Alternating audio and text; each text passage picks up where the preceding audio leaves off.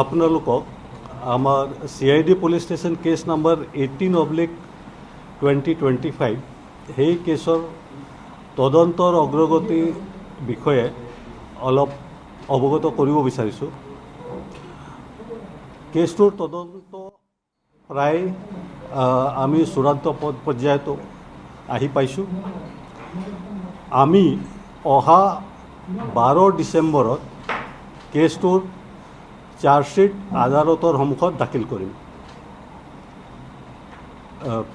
12 ডিচেম্বৰ অহা 12 ডিচেম্বৰত আমি কেছটো চাৰ্জশ্বিট দাখিল কৰিম। সেইখিনি মই আপোনাক লোকক জনাবলৈ আজি আহ্বান কৰিছিলোঁ। এই মুহূৰ্তত মই এইখিনিয়ে ক'ম যে তদন্ত আমাৰ প্ৰায় সম্পূৰ্ণ হোৱাৰ দিশত আৰু চাৰ্জশ্বিট আমি যিটো মই ইতিমধ্যে ক'লোঁ 12 ডিচেম্বৰত আমি আদালতত দাখিল কৰিম। বাকী সবিশেষ আমি আদালতত যেতিয়া চাৰ্জশ্বিট দিম তাত গোটেইখিনি তথ্য থাকিব। আপোনালোকে জানে যে আমি 7জন মানুহক এৰেষ্ট কৰিছিলোঁ আৰু সাক্ষী হিচাপে আমি এতিয়ালৈকে 300ৰো অধিক মানুহৰ সাক্ষ্য গ্ৰহণ কৰিছোঁ। চাৰ্জশ্বিট বৰ্তমান এখনেই দিয়া হ'ব। 18/2025 কেছটোত চাৰ্জশ্বিট দাখিল কৰা হ'ব। সেইটো তদন্ত এতিয়া চলি আছে, সেইটো যথাসময়ত আপোনালোকক চাৰ্জশ্বিট কিমান পৃষ্ঠা হ'ব কি কথা এইটো সময়মতে আপোনালোকে গম পাব। যেতিয়া আমি চাৰ্জশ্বিট দাখিল কৰিম তাত সমূহ তথ্য থাকিব আৰু দাখিল কৰাৰ লগে লগে আপোনালোকে গোটেই কথাখিনি গম পাব।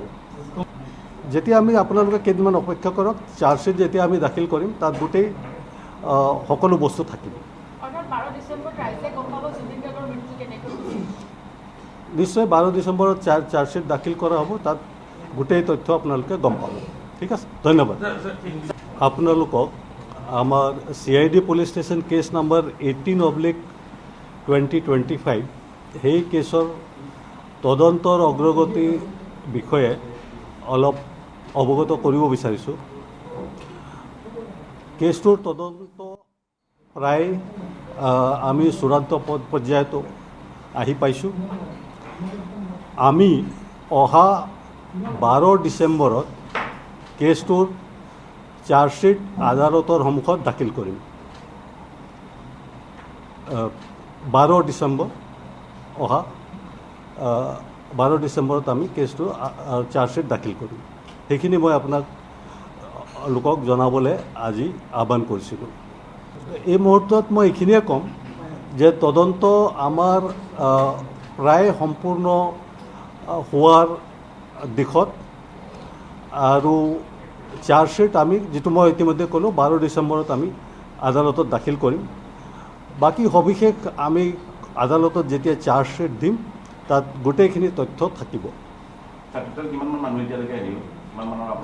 আপোনালোকে জানে যে আমি 7জন মানুহক এৰেষ্ট কৰিছিলোঁ আৰু সাক্ষী হিচাপে আমি এতিয়ালৈকে 300ৰো অধিক মানুহৰ সাক্ষ্য গ্ৰহণ কৰিছোঁ। চাৰ্জশ্বিট বৰ্তমান এখনেই দিয়া হ'ব।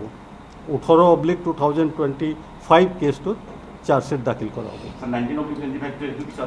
সেইটো তদন্ত এতিয়া চলি আছে, সেইটো যথাসময়ত আপোনালোকক চাৰ্জশ্বিট কিমান পৃষ্ঠা হ'ব কি কথা এইটো সময়মতে আপোনালোকে গম পাব।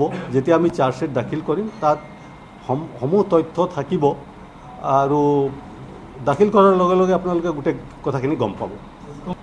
যেতিয়া আমি আপোনালোকে কেইদিনমান অপেক্ষা কৰক, চাৰ্জশ্বিট যেতিয়া আমি দাখিল কৰিম তাত গোটেই সকলো বস্তু থাকিব।